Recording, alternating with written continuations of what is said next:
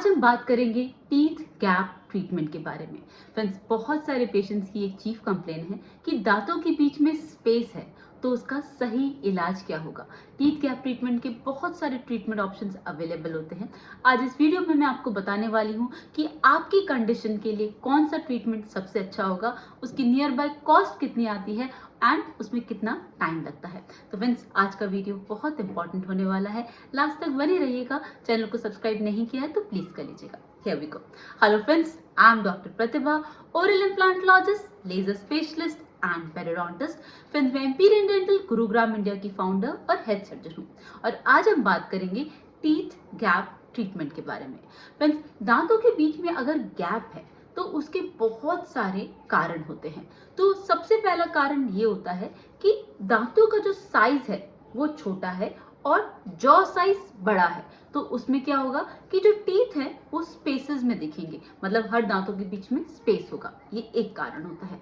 दूसरा कारण होता है फ्रेंड्स कि मिड लाइन डायस्टमा, जो हाई फ्रेनल अटैचमेंट की वजह से होता है मोस्ट कॉमनली।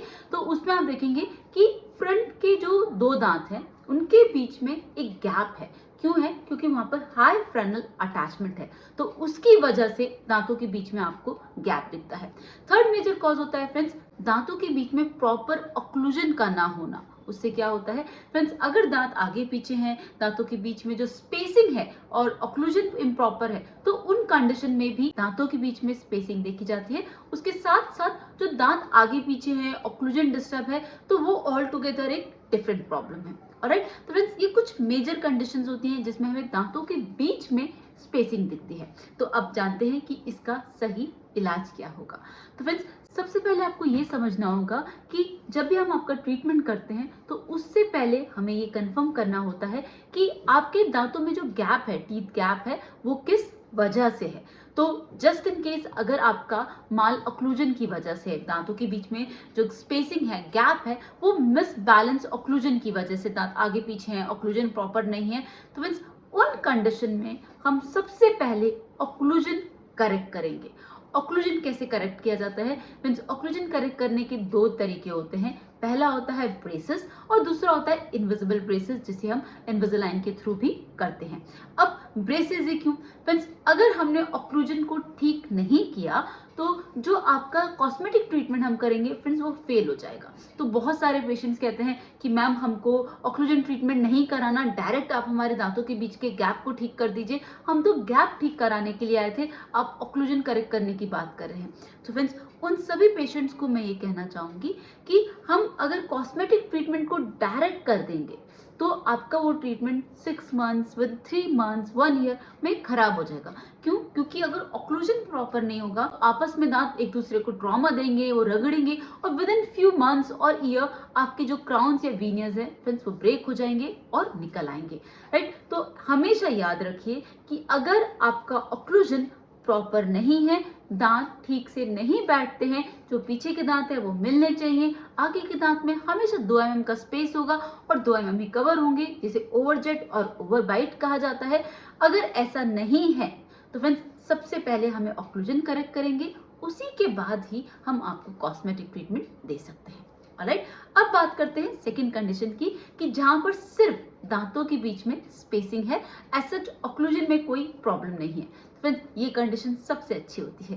क्यों? क्योंकि इसमें सिर्फ और सिर्फ कॉस्मेटिक ट्रीटमेंट से काम चल जाता है। हाँ, लेकिन अगर टीथ का साइज प्रॉपर नहीं है, वो मैं बात करती हूँ, लेकिन अगर दांतों के बीच में सिर्फ स्पेसिंग है, टूथ साइज ठीक है, टूथ का शेप ठीक है, तो फ्रेंड्स वो वीनियर या क्राउन से प्रॉपरली कवर हो जाता है। वीनियर्स हम तब करते हैं जब टूथ में ज्यादा स्पेसिंग नहीं हो, सिर्फ अगर हमें 1 to 2 mm की स्पेसिंग कवरेज करनी है तो फ्रेंड्स वो हम वीनियर्स के थ्रू कर सकते हैं।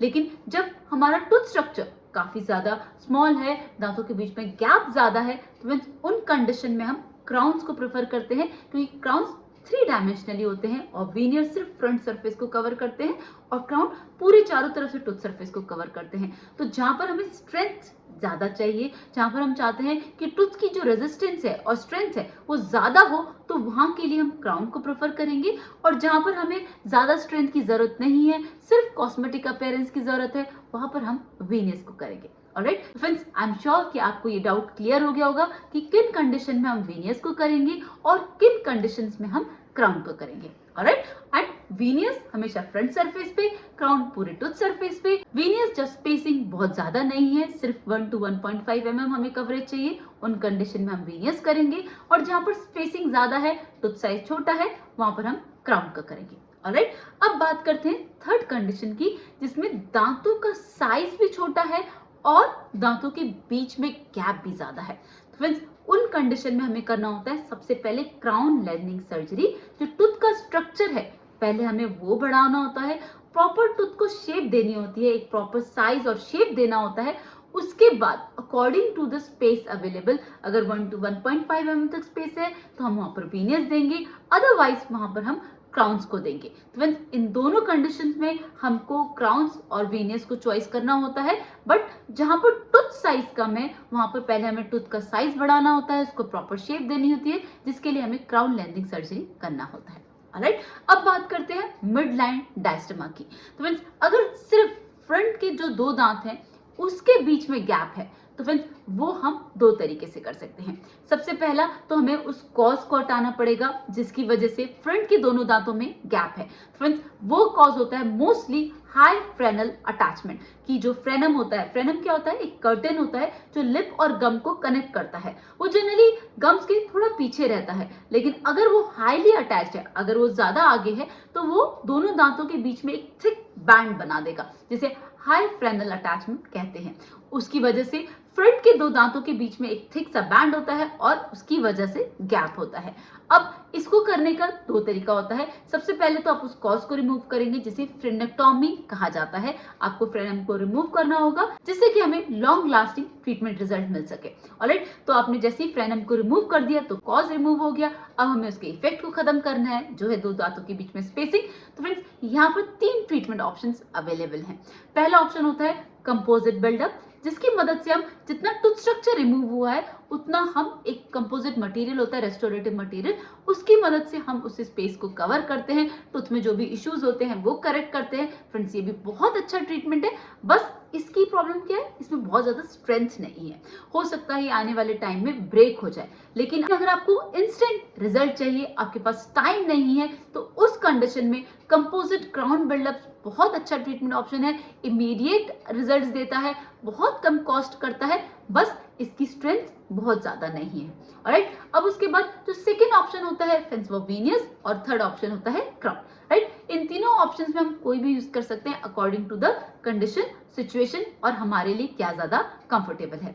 ऑलराइट, अब इसके अलावा कोई और अगर कंडीशन आती है तो हम उसको ऑन द स्पॉट डायग्नोस करते हैं और देखते हैं कि आपके लिए बेस्ट पॉसिबल ट्रीटमेंट क्या हो सकता है। तो फ्रेंड्स, आज के लिए बस इतना ही। ये है टीथ गैप ट्रीटमेंट के ऑप्शंस। अगर आपकी कोई और प्रॉब्लम है तो आप मुझसे कमेंट सेक्शन में पूछ सकते हैं, डिस्कस कर सकते हैं, और हम बताने की पूरी कोशिश करेंगे कि आपके लिए सबसे अच्छा ट्रीटमेंट ऑप्शन कौन सा होगा। तो फ्रेंड्स, आज के लिए बस इतना ही। वीडियो में कोई भी डाउट लगे तो आप मुझसे कमेंट सेक्शन में पूछ सकते हैं। चैनल को सब्सक्राइब नहीं किया है तो प्लीज कर लीजिएगा। See you in the next video.